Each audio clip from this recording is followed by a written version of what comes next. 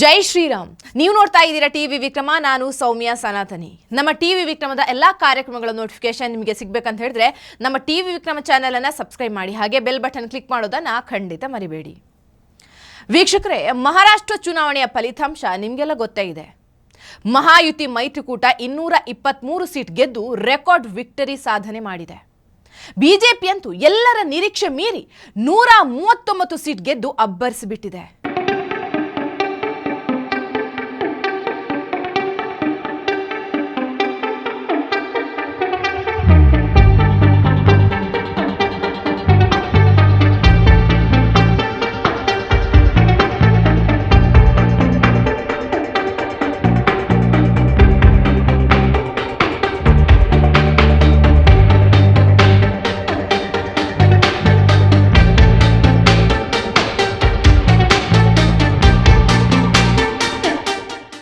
ಕಂಗಾಲಾಗಿರುವಂತಹ ಕಾಂಗ್ರೆಸ್ಗೆ ಮುಖ ತೋರಿಸೋದಕ್ಕೆ ಆಗದೆ ಬಚ್ಚಿಟ್ಕೊಂಡಿದೆ.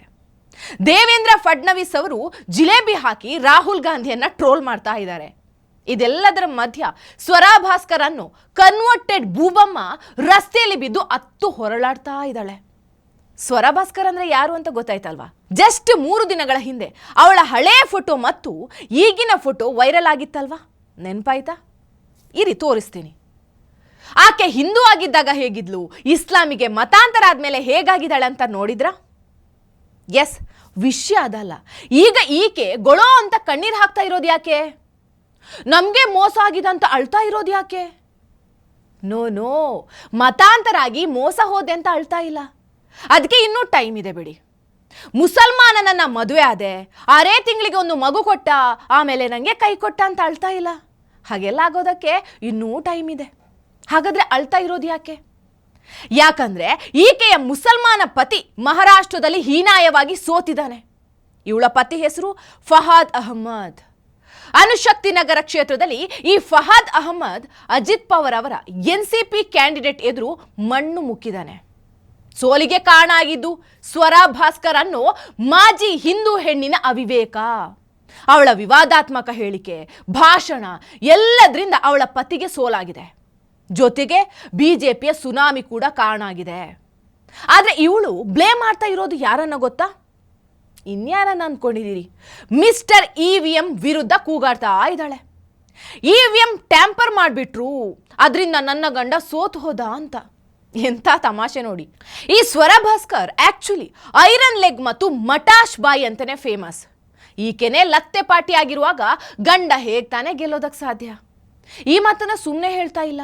ಈ ಸ್ವರಾ ಭಾಸ್ಕರ್ ಇಲ್ಲಿ ತನಕ ಯಾರ್ಯಾರ ಪರ ಚುನಾವಣೆ ಕ್ಯಾಂಪೇನ್ ಮಾಡಿದಾಳೋ ಅವರೆಲ್ಲರೂ ಹೀನಾಯವಾಗಿ ಸೋತಿದ್ದಾರೆ.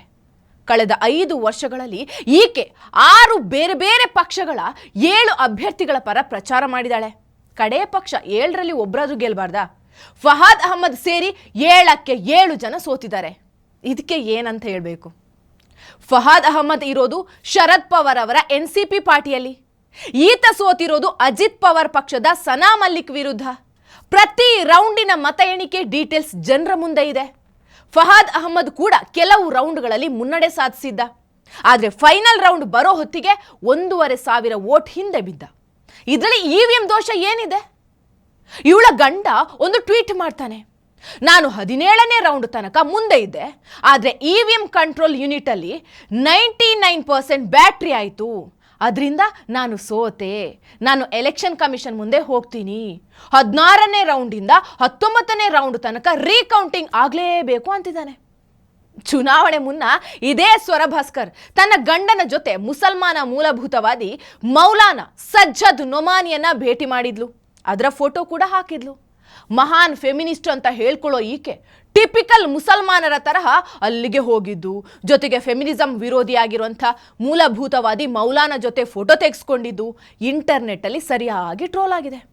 ಅಷ್ಟೇ ಅಲ್ಲ, ಚುನಾವಣೆಯ ಭಾಷಣಕ್ಕೆ ಹೋದಾಗ ಹೌದು, ನಾನು ಹಿಂದೂವಾಗಿ ಹುಟ್ಟಿ ಮುಸಲ್ಮಾನನನ್ನ ಮದುವೆ ಆಗಿದ್ದೀನಿ, ಪ್ರೊಫೆಟ್ ಮಹಮ್ಮದರನ್ನ ಫಾಲೋ ಮಾಡ್ತಾ ಇದ್ದೀನಿ ಅಂತ ಕಾಂಟ್ರೋವರ್ಸಿಯಲ್ ಸ್ಟೇಟ್ಮೆಂಟ್ ಕೊಟ್ಟಿದ್ಲು. कि मैंने एक मुसलमान लड़के से शादी करी है. एक और सच बताना चाहती हूँ कि हुजूर पाक सल्लल्लाहु अलैहि वसल्लम के लिए इज्जत मन में होने के लिए आप किस जात में पैदा होते हो ये जरूरी नहीं होता है.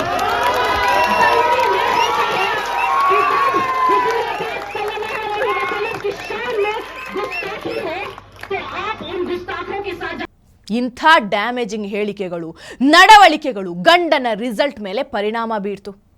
ಅದರಲ್ಲೂ ಸ್ವರ ಭಾಸ್ಕರ್ ಅನ್ನುವಂಥ ಕಾಂಟ್ರವರ್ಷಿಯಲ್ ನಟಿಯ ಮಾತು ಇವತ್ತು ನಿನ್ನೆಯಿಂದ ಅಲ್ಲ, ಸುಮಾರು 2-3 ವರ್ಷಗಳಿಂದ ವಿವಾದ ಮಾಡ್ತಾನೇ ಇದೆ. ಅವಳು ಶತ್ರುತ್ವ ಸೃಷ್ಟಿ ಮಾಡ್ಕೋತಾನೆ ಇದ್ದಾಳೆ.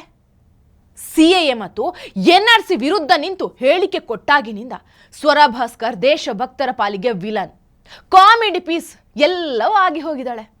ಈಗ ಜಿಹಾದಿಗೆ ಬಲಿಯಾಗಿ ಮುಸಲ್ಮಾನನನ್ನ ಮದುವೆ ಆಗಿರೋದೇ ಅಲ್ಲದೆ ರಾಜಕೀಯದಲ್ಲೂ ಬೇಳೆ ಬೇಯಿಸ್ಕೊಳ್ಳೋಕೆ ಹೊರಟಿದ್ದಾಳೆ. ಆದರೆ ಮಹಾರಾಷ್ಟ್ರ ಚುನಾವಣೆಯಲ್ಲಿ ಆಕೆಯ ಗಂಡನನ್ನ ಸೋಲಿಸೋ ಮೂಲಕ ಪಾಠವನ್ನೇ ಕಲಿಸಿದ್ದಾರೆ. ಒಬ್ಬ ನೌಕಾಪಡೆಯ ಸೇನಾಧಿಕಾರಿಗಳ ಮಗಳಾಗಿ ಹುಟ್ಟಿ ದೇಶ ವಿರೋಧಿ ನಡವಳಿಕೆ, ಜಿಹಾದಿಗಳ ಸಂಘ, ಮುಸ್ಲಿಂ ಮೂಲಭೂತವಾದಿಗಳ ಜೊತೆ ಸಂಪರ್ಕ ಹೊಂದಿರುವಂತಹ ಸ್ವರ ಭಾಸ್ಕರ್ಗೆ ಆಕೆಯ ಗಂಡನನ್ನ ಸೋಲಿಸೋ ಮೂಲಕ ಜನ ಸರಿಯಾದ ಉತ್ತರವನ್ನೇ ಕೊಟ್ಟಿದ್ದಾರೆ. EVM ಟ್ಯಾಂಪರಿಂಗ್ ಅನ್ನೋದು ಕೇವಲ ಕಾಂಗ್ರೆಸ್ ನೀಡೋ ನೆಪ ಆಗಿತ್ತು. ಈಗ NCP ಪಕ್ಷದವರು ಕೂಡ EVM ವಿರುದ್ಧ ಮಾತಾಡೋಕೆ ಶುರು ಮಾಡಿದ್ದಾರೆ. ಕೇವಲ ಮಹಾರಾಷ್ಟ್ರದಲ್ಲಿ ಮಾತ್ರ EVM ದೋಷ ಆಗಿರೋದು ಅಚ್ಚರಿ ಅಲ್ವಾ? ಜಾರ್ಖಂಡಲ್ಲಿ EVM ಟ್ಯಾಂಪರ್ ನಡೀಲೇ ಇಲ್ವಾ? ಅಲ್ಲಿ ಕಾಂಗ್ರೆಸ್ ಗೆದ್ದಿದೆ ಅಲ್ವಾ? ಅದಕ್ಕೆ EVM ಪರ್ಫೆಕ್ಟ್. ಎಲ್ಲೆಲ್ಲಿ BJP ಮತ್ತು ಅಲಯನ್ಸ್ ಗೆದ್ದಿದೆಯೋ ಅಲ್ಲಿ ಮಾತ್ರ EVM ಸರಿ ಇಲ್ಲ. ಸೂಪರ್ ಲಾಜಿಕ್ ಅಲ್ವಾ? ಹೀಗೆ ಅಳ್ತಾ ಇರಲಿ ಸ್ವರ ಭಾಸ್ಕರ್, ಯಾವುದಾದ್ರೂ ಅವಾರ್ಡ್ ಸಿಗಬಹುದು. ಏನಂತೀರಿ? ಟಿವಿ ವಿಕ್ರಮ, ದೇಶ ನಿಮ್ಮ ಕೈಯಲ್ಲಿ. ಈ ಕಾರ್ಯಕ್ರಮ ನಿಮಗೆ ಇಷ್ಟ ಆಗಿದ್ದಲ್ಲಿ ಲೈಕ್, ಶೇರ್ ಹಾಗೂ ಕಮೆಂಟ್ ಮಾಡಿ. ಟಿವಿ ವಿಕ್ರಮದ ಕಾರ್ಯಕ್ರಮಗಳನ್ನು ನಿರಂತರವಾಗಿ ವೀಕ್ಷಿಸಲು ಸಬ್ಸ್ಕ್ರೈಬ್ ಮಾಡಿ, ಬೆಲ್ ಐಕನ್ ಒತ್ತಿ.